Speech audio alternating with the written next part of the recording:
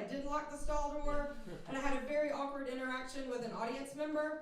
And ladies, you know what I'm talking about, the panic that comes over your body when you have somebody that comes in on you unexpectedly when you're in the stall. Like, I could stand here and do stand-up comedy for 2 hours and not get remotely nervous. Nothing can compare to the panic that washes over my body if the stall door all of it like swings open unexpectedly and I have to scream, "Someone's in here!" just in like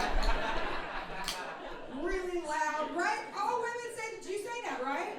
Do you always say someone, right?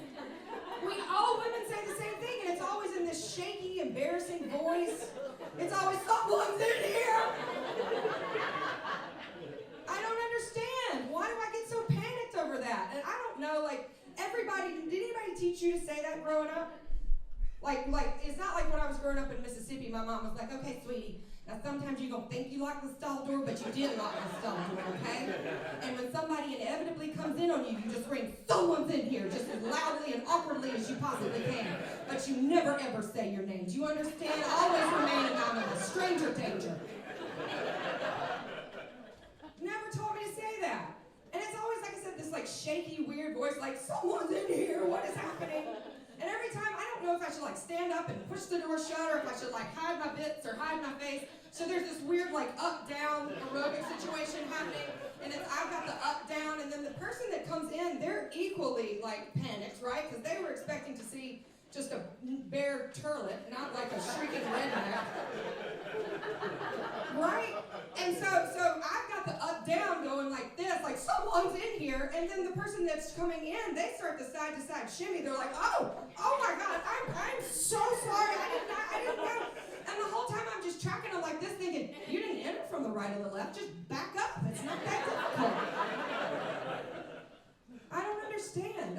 Why? And like every time when the door shuts back, I get really mad at myself. Like I want to say, I'm like, "You're a comic. What are you doing?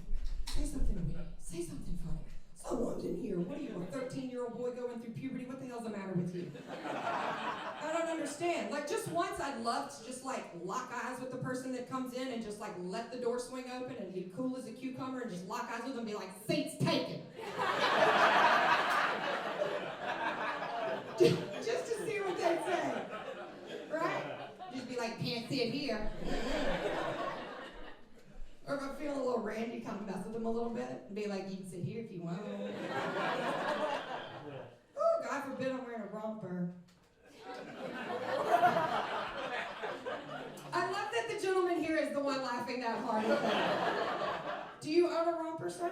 No, but my wife does. And so you know exactly what happens. That's the only thing that can make that "someone's in here" situation more uncomfortable is if I'm standing there under fluorescent lighting, because that lighting is not kind, sir.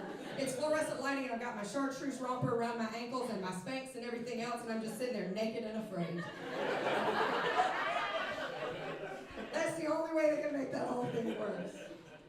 It's interesting. So like I said, I'm originally from Mississippi, but I've lived in New York for about 15 years. And it's so interesting to me to go home and you know, I feel like the country feels like 50% of the country thinks the other 50% has an agenda. I'm gay, and I get asked by straight people every now and then about the gay agenda. Is anybody else here gay? Yeah. Okay, I was going to say, statistically, somebody's lying. I feel like I get asked about the gay agenda. I'm like, I've been gay my whole life. I have never seen a copy of the gay agenda. Has anybody that is gay or like that has a gay relative like maybe left it out? Has anybody seen the gay agenda? Like who writes it? Right? Is there an itinerary? Like I want to know. Like where are we going after this? Like I just want to know. Are they still sending it to my mama's house in Mississippi? Because that would explain why she seemed to know a lot more about my sexuality before I did. I don't understand it. And it was interesting moving here and sort of trying to figure out the difference in culture between here and Mississippi and the South, because the biggest thing for me was that I noticed that all girls, all women, called their like friends girlfriends. So I thought everybody was gay. I literally thought every single female in Manhattan was a lesbian. And so, because every day, we just say friend in the South, so we don't like decipher gender or anything along those lines. So, but when I moved here, like straight girls are like, I'm going to dinner with my girlfriend. I'm going to the movies with my girlfriend. I called my mom back home in Mississippi. I was like, oh my God, Mama, I've hit the mother load. I was like, listen, you don't understand. They were all right. The gay agenda is alive and well.